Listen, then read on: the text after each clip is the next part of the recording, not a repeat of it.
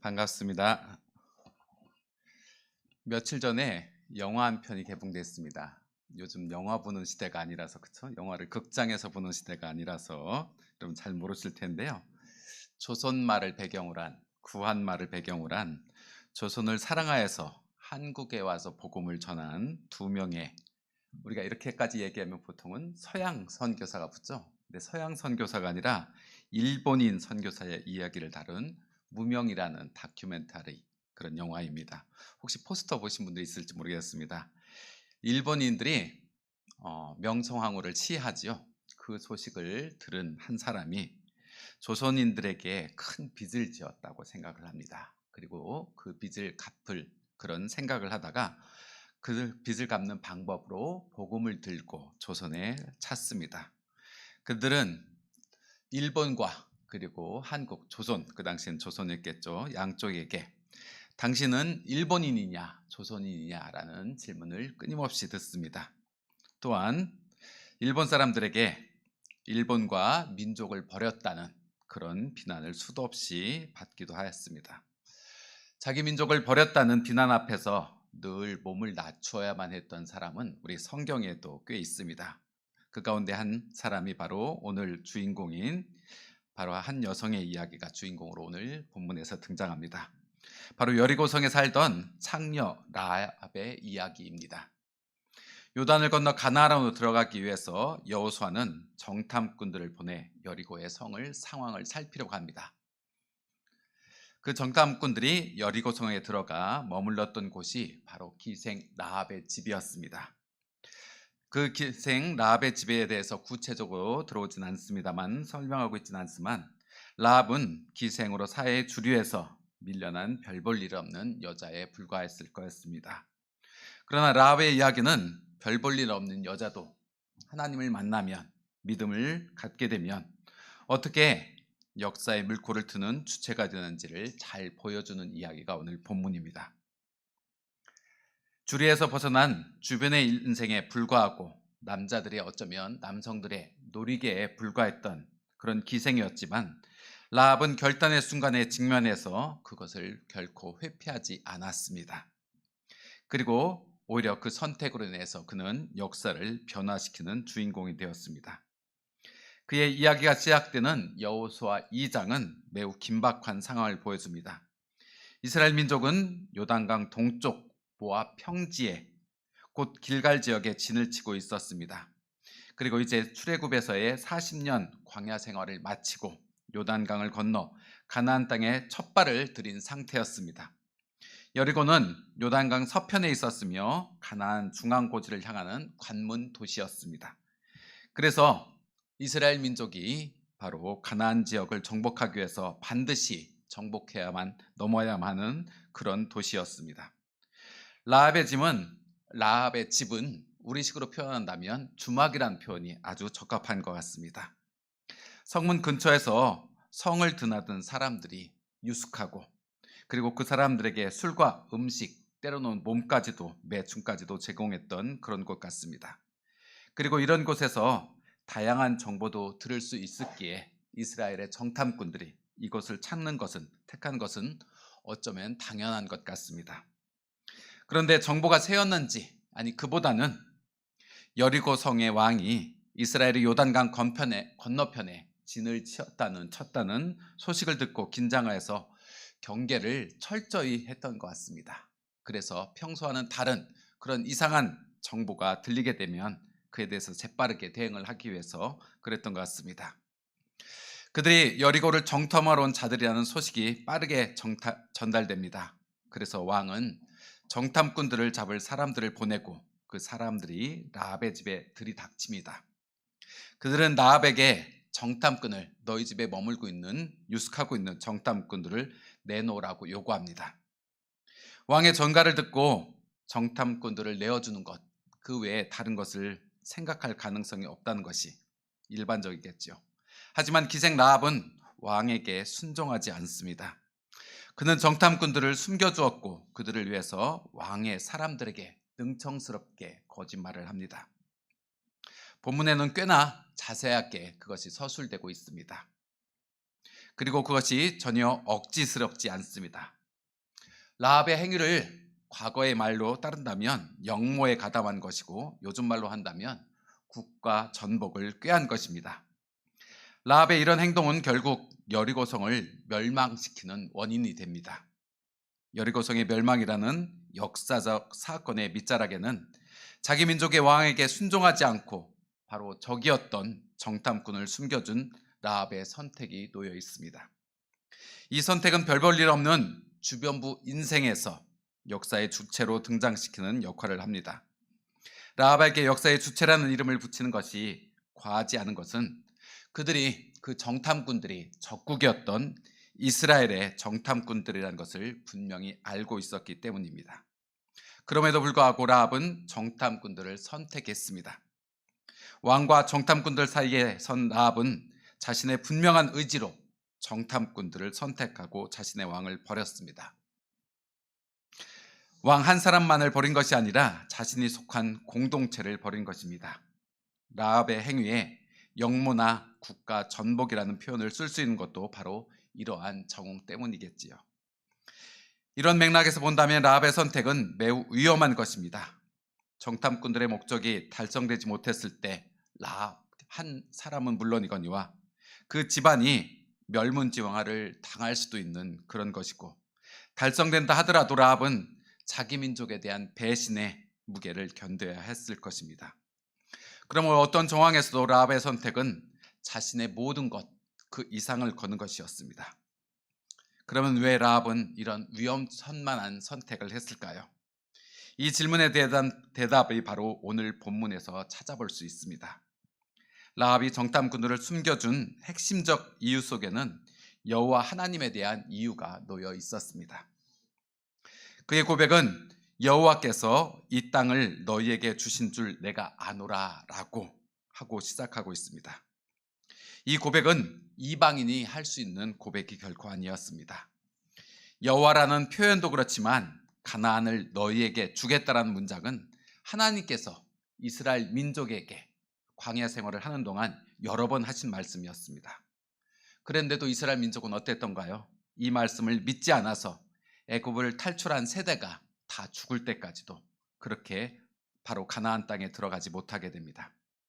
여호와의 구원 사건에 대한 라합의 이런 고백은 그의 관심이 어디에 있었는지를 분명하게 우리에게 보여줍니다. 그는 성문을 드나드는 여러 사람들을 통해서 바로 이스라엘 민족의 이야기를 들었을 것입니다. 그리고 그것이 여호와가 주관하는 역사 이야기였다는 것을 확신하게 되었을 것입니다. 이런 이야기를 들은 것은 라합만이 결코 아니었습니다. 여리고 사람들 모두가 하나님의 기적을 들었다고 이야기합니다. 그리고 그것뿐만이 아니라 그 하나님에 대해서도 두려워했다고 합니다. 그러나 그 사람들은 두려워만 했지. 그렇게 두려워만 했지만 라합은 그 하나님을 나의 하나님으로 고백합니다. 믿음은 로마서 말씀처럼 듣는 데서 시작되지만 고백과 결단이 따를 때 비로소 살아있는 믿음이 됩니다. 그러나 이스라엘인도 아니고 여리고 사람으로서 이런 믿음을 가진다는 것은 자신의 공동체를 전면적으로 부인하는 것이었습니다. 여리고 사람들이 섬기던 신은 일반적으로 풍요를 상징하는 그런 신이었다고 합니다. 그러나 여리고 사람 모두가 그 풍요의 신으로부터 얻은 온갖 좋은 것을 만끽할 수는 없었을 것입니다. 특히나 라합처럼 사회적인 약자의 하층 계급에 속한 사람들에게 풍요와 비옥은 그림의 떡이었을 수도 있습니다. 그러므로 풍요한 사회에서 느끼는 박탈감이 그 사회를 유지시키는 권력에 대한 실망과 저항을 동반하리라는 것은 쉽게 상상할 수 있습니다. 그렇다면 기생 라합이 그의 왕에게 거짓말을 하며 위험을 무릅쓰고 정탐꾼들을 택한 배후에서 그가 사는 사회에 대한 실망을 엿볼 수가 있을 것입니다. 이러한 실망이 곧 그들의 신에 대한 불신으로 연결되었을 것이고, 아마도 라합은 새로운 신을 갈구하는 많은 사람들 중에 한 사람이었을지도 모릅니다. 이런 추측이 가능한 것은 여호와의 하나님의 행위에 대한 라합의 고백 때문입니다. 그는 11절에서 여호와 하나님께서 하늘에서뿐만 아니라 땅에서도 하나님 되심을 고백합니다. 땅에서 이러한 일을 통해서 여호와 하나님의 전능하심을 확증하고 있습니다. 라합은 땅에서 일어난 일, 즉 여호와의 사건들 가운데 두 가지를 언급합니다. 하나는 출애굽, 즉 이집트를 탈출해서 그래서 홍해를 건넌 사건이었고요. 다른 하나는 아모리 사람의 왕 시온과 옥에게 행한 여호와의 일을 이야기합니다. 두 가지 사건은 전혀 다른 일이지만 맞닿아 있는 사건입니다. 한 사건은 바로 고통당하는 모든 자를 바로 그 억압의 가운데, 압제 가운데 구원하신 일이었고, 또 다른 일은 오히려 그런 압제를 가하는, 고통을 가하는 모든 이들을 멸시하는 그런 자들에게 한한 하나님의 또 다른 통치의 역사였습니다. 즉 라합의 믿음의 결단은 단순히 A라는 신에서 B라는 신으로 그렇게 또 다른 믿음의 대상을 그렇게 쉽게 바꾼 것이 아닌, 또한 더욱 강력한 신으로 옮겨간 것도 결코 아닌 권력이 만들어낸 불의의 허상에서 공의의 실상을 보고 진정한 하나님을 믿은 결단이었습니다. 그렇기에 그는 역사의 주체가 될 수가 있었던 것이죠. 라합은 두 정탐꾼을 숨김으로 왕에게 거역하고 정탐꾼에게 내 가족을 살려달라고 요청합니다. 이 결단은 목숨을 건 행동이었습니다. 믿음의 결단은 말로만이 하는 것이 아니라 행동으로 증명되어야 된다는 것을 또 한번 라합에게서 우리는 볼 수 있습니다. 12절에서 라합은 정탐꾼들에게 내가 너희를 선대하였은즉 너희도 내 아버지 집을 선대하도록 여호와로 내게 맹세하고 내게 증표를 내라고 합니다.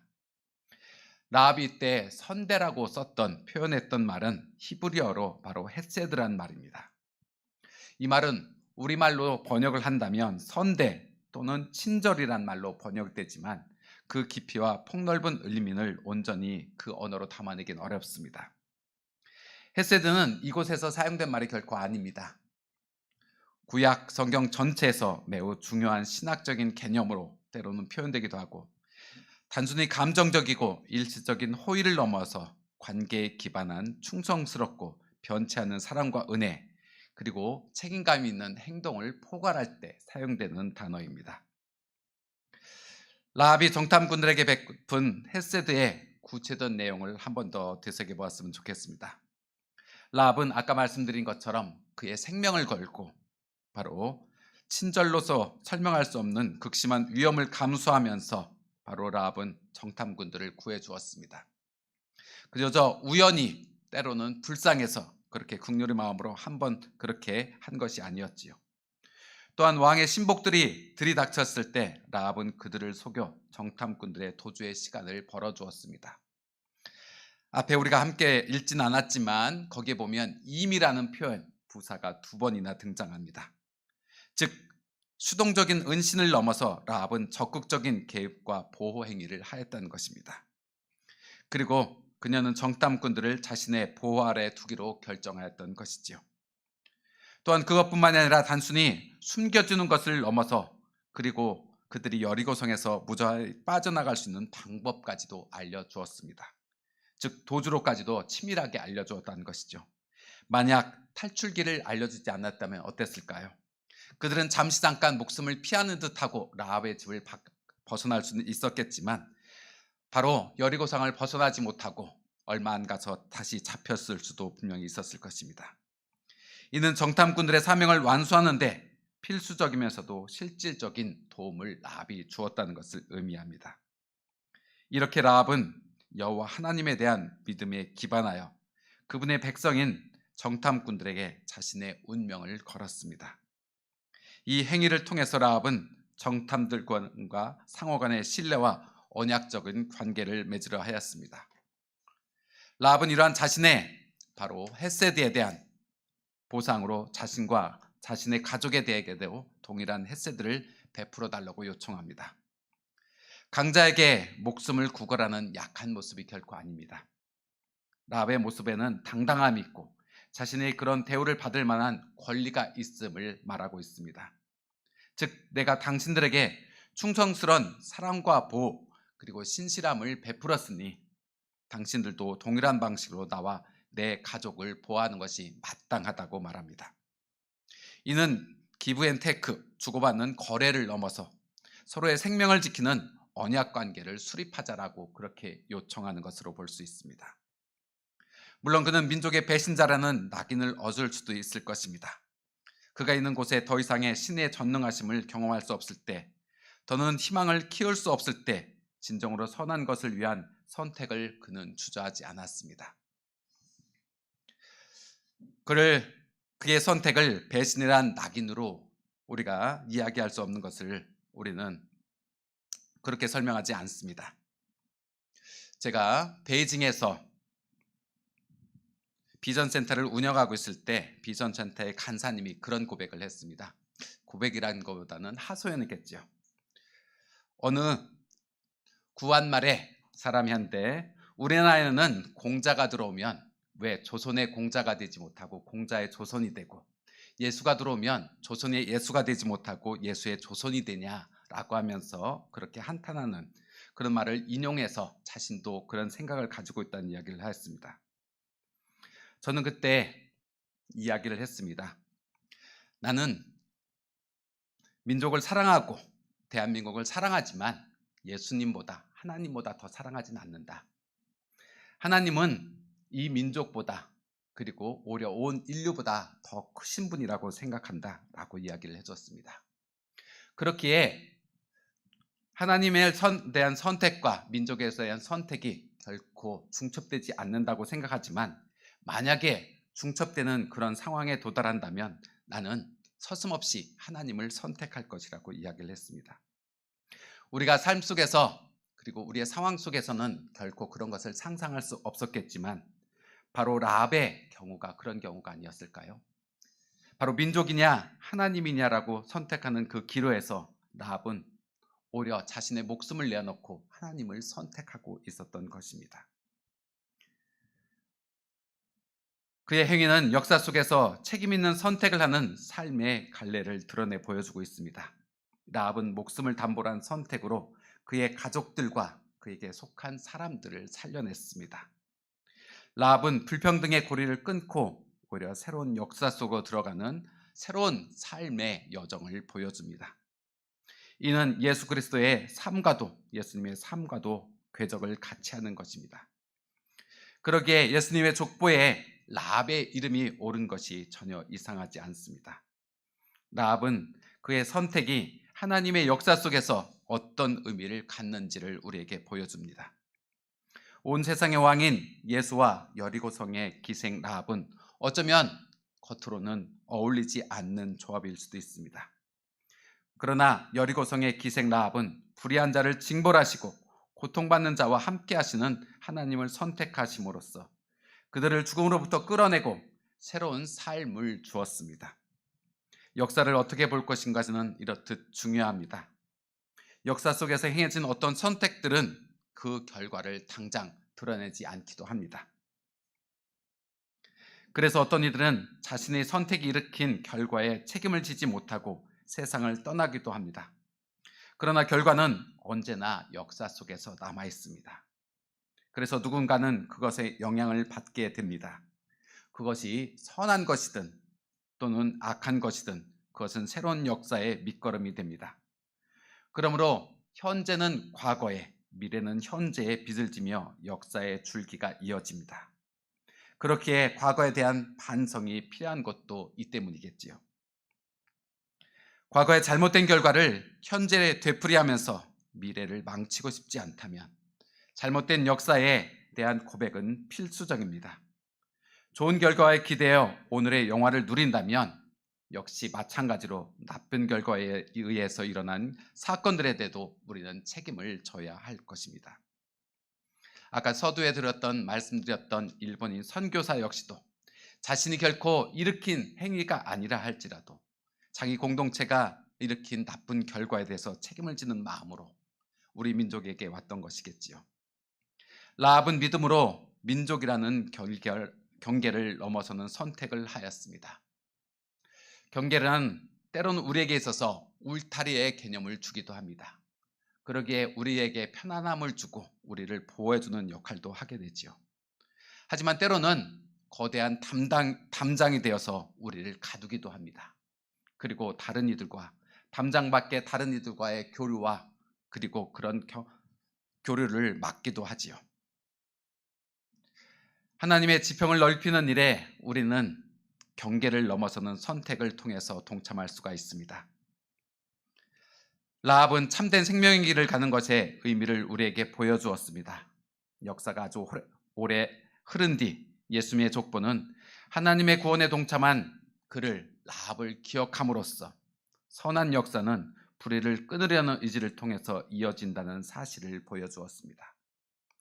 참된 선택의 기준은 바로 세상의 기준이 아니라 믿음 안에서 시작된다는 것을, 하나님을 신뢰하는 선택이 우리를 새로운 역사의 공으로 세운다는 것을 우리에게 말해줍니다. 라합처럼 우리 역시도 하나님의 헤세드를 깨닫고 삶 속에서 실천해야 할 것입니다. 저는 이런 어쩌면 숨어있는 라합과 같은 여성들과 함께 지난 한 학기를, 그렇게 6개월을 보냈습니다. 자신들의 편안했던 경계를 넘어서서 새로운 도전으로 했던 이주민 여성들과 함께 여러 가지 공부를 하고 다양한 삶을 함께 만나면서 그들의 도전에 응원해주는 그런 역할을 해주고 있습니다. 그 역할에는 또한 여러분들을 초대하고 있습니다. 자신들이 가지고 있던 가장 큰 경계였던, 가장 큰 울타리를 넘어선 나라라는 경계를 넘어서 새롭게 우리의 경계로 들어온 그런 사람들이 있습니다. 그들과 함께 우리들이 함께 경계를 무너뜨리고 믿음으로 하나의 공동체를 만들려는 초대로 하나님께서는 우리 모두를 초대하고 있습니다. 단순히 제가 속한 그런 공동체만이 아니라 수많은 경계를 넘어서는 그런 결단을 하나님께서는 우리에게 하고 있다고 생각합니다. 그럴 때 우리들은 우리들의 작은 경계를 넘어서서 새로운 경계를 만드는, 새로운 공동체를 만드는 그런 헤세드의 선택으로, 그런 헤세드의 삶으로 우리 공동체들을 더 넓히는, 지경을 넓히는 여러분들이 되시기를 간절히 축원드립니다. 함께 기도하시겠습니다.